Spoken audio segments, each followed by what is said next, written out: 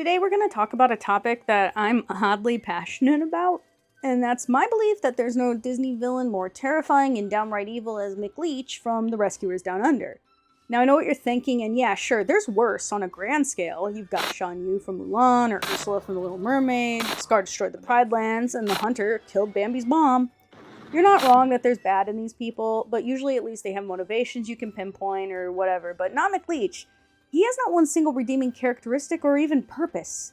In this video, we will take a look at every deplorable thing we see him do over the course of this 77-minute film, and by the time we're done, I believe you will be in agreement that he is the devil incarnate. Now, if you're not familiar with the 1990 film, let me give you a quick summary. The Rescuers are an organization of mice and other rodents that save those, specifically children, in peril.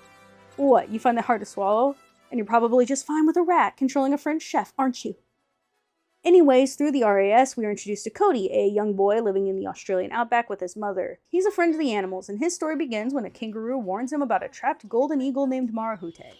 Upon freeing her, he stumbles upon a trapped mouse, and not realizing the mouse is bait in a poacher's trap, falls into the trap. He's saved by McLeach, the poacher in question, who set the trap in the first place, and this is the single good thing that McLeach does in the movie. And since he set the trap, I'm discounting it. When McLeach sees that Cody has a feather from the great bird, he kidnaps the boy in hopes that he can lead him to the bird and her eggs. I'll refrain from any more plot points for the moment, because I'll cover that in the evidence. McLeach killed Marahute's mate. That's no secret, boy. You see, I already got the father. McLeach is a poacher, period. Well, Joanna, what do we get today? A dingo, a fat old razorback, or a nice big boy? And if we have learned nothing else from the Amazing Panda Adventure, we at least know that poachers are the scum of the earth. He begins a journey far greater than he ever imagined. Hey, you stupid poacher! McLeach kidnaps a small boy to try to get him to help him kill another endangered bird and her children. You just tell me where Mama and those little eggs are. No! Joanna, sick! McLeach drops Cody's backpack into croc-infested waters in order to convince his poor mother that the boy is dead. My poor baby boy got eaten by the crocodile. Boo-hoo. So no one but the mice are even out looking for Cody once the bag is found. McLeach is even abusive to his own pet goanna, Joanna. You've been digging holes out here again.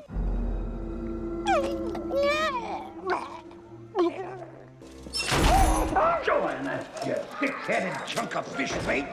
I got it. Got your hand caught in the cookie jar, didn't you? Did you know there was a razorback in my truck? Did you? Did you? There was a razorback in my truck. He drives a vehicle that looks like this.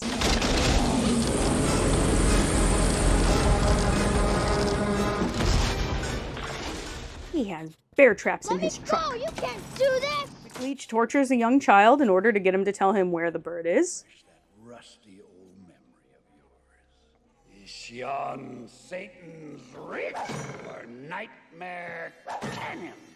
Am I getting warm? He tries to bribe a small child. Don't you realize a bird that size is worth a fortune? I'll split the money with you 50-50. You can't get a better offer than that, boy. He has anger management issues. He puts Cody in solitary confinement. I'll give you a night down here to think it over. McLeach has a dungeon full of exotic animals on his compound that he has clearly driven insane with their captivity. There's no hope for any of us now. No hope! No hope! No hope! He celebrates when everyone thinks Cody is dead. Authorities once again warn residents to use extreme caution. Think you're pretty smart, don't you? Huh? Who outsmarted who? Who outsmarted who? Huh? Did I mention the torture? This one's just a threat, but what a mind to come up with that idea. Maybe if I stuck him in a giant anthill, that would loosen his tongue, and then... He physically abuses Cody. Go! Let go! That's better. McLeach tricks and manipulates a young child in order to get him to show him where the bird is after the torture that we talked about doesn't work. It's all over, boy. Your bird's dead. Someone shot her. Shot her! Right out of the sky. Bang! Too bad about those eggs, eh, Joanna? they'll never survive without their mother. Bingo. McLeach sends his pet lizard to eat the eagle eggs, so he doesn't even want them after all that? I got what I want. Now, what does Joanna want? Apparently he's trying to make his catch more valuable by ensuring the species stays rare or some poacher nonsense. Does she want to make sure that bird stays rare? McLeach once again tortures a young child, now for no reason at all, because Now, this is my idea of fun. he had every intention to kill a young child by feeding him to crocodiles. Personal boy, but I wouldn't want to disappoint the Rangers. They was looking so hard for you, and now they're gonna find you. He sings songs like this.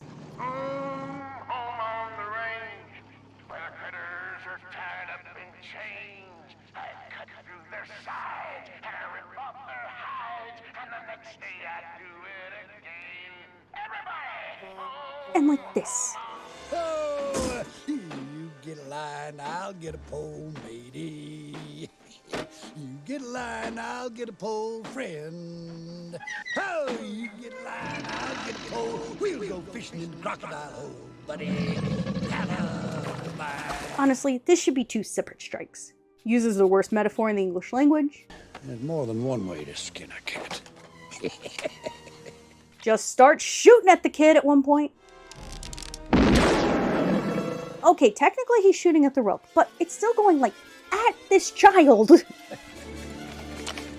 He's voiced by George C. Scott, who was not only a controversial figure in real life, but he's one of the downright scariest villains I've ever seen in horror movies, even when he's not playing the villain. Is everything all right in here, guys? We're fine.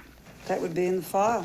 It is not in the file. It is not. He would rather continue to degrade and abuse an animal than save his own life. Joanna! Joanna! You stupid ruler! Get off of me! You idiot! Get away! Get away! Get away! Ah! I whooped you! I whooped you!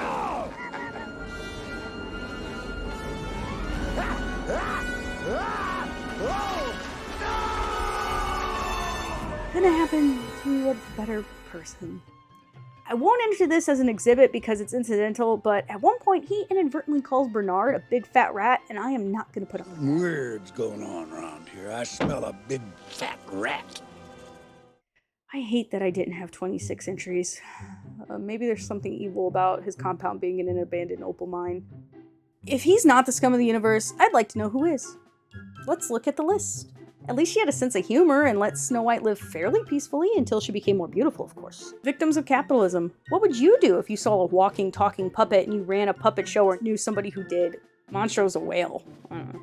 Circus people just trying to put on a show. Also, no one could understand that Jumbo was provoked. They thought they were doing the right thing. The hunter is a hunter, it's just a matter of perspective. To the deers, yes, he's evil. The weasels are just kind of following their nature, and the Headless Horseman is a vengeful ghost trapped in his situation. It's not really his fault. Lucifer's a cat. Anastasia and Drizella were raised poorly. Lady Tremaine at least feeds Cinderella and occasionally says something nice. Alright, look, she's a little harder to defend. The Queen of Hearts lives in a land of madness. Her behavior is considered normal. The Walrus, again, prospectively, is just doing what comes naturally. Although, I hate him a lot. They're pirates! And Peter provokes them. Cats. The rat's a rat in nature. Aunt Sarah saw what she saw and thought the baby was in danger. The dog catcher was just doing his job. Maleficent wasn't invited to the party. Rude? Hear me out. At a time where furs were in vogue, who set the limit on what kind of animals were acceptable to use? She went too far for fashion, sure, but she was Anita's friend at one point. I'm sorry I said that one. The animals are animals, following nature. Madame M is a witch, and she does appear to have some fun once in a while. Animals, nature, moving on. Look, I'd be mad if I was Edgar too. I'm not saying what he did was right, but Jesus. Robin Hood was a thief. Even a good thief with good intentions is still breaking the law, and John and the sheriff had a kingdom to uphold. Efflumps and woozles are imaginary creatures, bees, nature, etc. Move on. As I recall, Madame Medusa was a greedy one, but again, she never intended to kill the girl. I think things spiraled out of control. A hunter just trying to care for his dogs. Who wants a fox roaming their property? I get his motivations, even if I despise him. I don't know. I mean, this one's a fantasy story. Of course, there's a heartless villain, and we don't know enough information about him, and it's not beneficial to my argument. He's bullied by the mice, he wants to fit in, he's too brilliant for his own good, maybe they should stop calling him a rat like he asked them to politely. Say it, you are a rat! He's in the mob. I assume he does good for his community. Ursula was just fulfilling her contract that Ariel signed. A victim of his own toxic masculinity, there was at least a desire in him to defend Belle from something that he truly thought did appear to be a monster. I mean, look at what he saw in the mirror. Have you met the Sultan? Like Edgar in the Aristocats, I may not like his methods, but I understand his frustrations. Okay, so he kills his brother and frames his nephew, but it's not like he didn't want to take care of his people while also being a dictator. He just sucked at it. Historical figure portrayed as overtly evil to prove a point, overly zealous religious figure. Come on, he's the god of the underworld. He's just doing his job. Perspective. We're watching this movie from Chinese character's point of view. To the Mongolians, he's probably a hero. Sabor is a tiger, isn't doing anything wrong. Clayton is a hunter, and while a boar, isn't doing anything overtly wrong until his greed takes over in the second half. I saw this movie recently, so I can actually talk about it. Kron's just trying to take care of his people. The Kronosaurs are doing what's in their nature. God, don't watch this movie. It sucks. He's had to deal with that brat for years, and then he just fires her out of hand? Yeah, okay. Pre-films, he has a shades of gray military background, but he is pretty bad in the film, I will admit. I refuse to acknowledge anyone in this film as inherently villainous. They all have their motivations and think they're doing right, except for Jumba, but you know what? I love him, so I'm not gonna do it. We all know that Long John Silver is our favorite anti-hero. There's no villain in this movie except the person inside us that must find it within themselves to change. Look, it's been a hot minute since I've seen these movies. If you want to tell me I'm wrong and one of these people is the example, please let me know in the comments below. At least he can sing. I admit I haven't seen this movie, but from what I can tell, she has her good parts. Maybe I totally misread the situation. Yeah, he was lying to everyone, but he put on a hell of a show at the races. Hans is totally evil, but remember, my argument was that there was nothing redeeming about McLeach, or that I couldn't understand his motivations. Hans has a Napoleon complex that gets out of hand, and he's like the fifth son of the fifth son, so yeah, he does some really wrong things by the end, but you don't realize it throughout the whole film, so it's easy to be confused. Duress over the loss of his daughter drove him mad, couldn't overcome her unfortunate racism, also see Edgar Aristocats. That mare is something else. If there is an actual villain in this movie, it's Maui. I won't spoil this one if you haven't seen it, but obviously the villain isn't really a villain. King Runnard lets his fear control his actions and his greed to the point of no return. This one's complicated because there isn't really much of a human villain, it's kind of this weird spirit, I guess besides people's inherent greed. She's awful, but I mean, I guess it's fine in the end or something. I haven't seen Strange World yet, but I accidentally spoiled myself on who the villain is by looking up this list of Disney villains, so you're welcome. Anyway, there you have it. Do you agree? Let me know in the comments below. I feel like even after going through each film's villain and finding a handful of them that are pretty bad, they all still have moments in their respective movies where they at least do a nice thing every now and again, or maybe have a nice word to say, or treat another person, animal, creature with decency, except maybe for the Horned King, okay, look, he didn't work out for my benefit. But there's just nothing for McLeach, and it's why I truly believe that Percival C. McLeach is the most vile, evil villain in the Disney animated movie universe. Possibly the entire Disney universe, and I'm including Star Wars.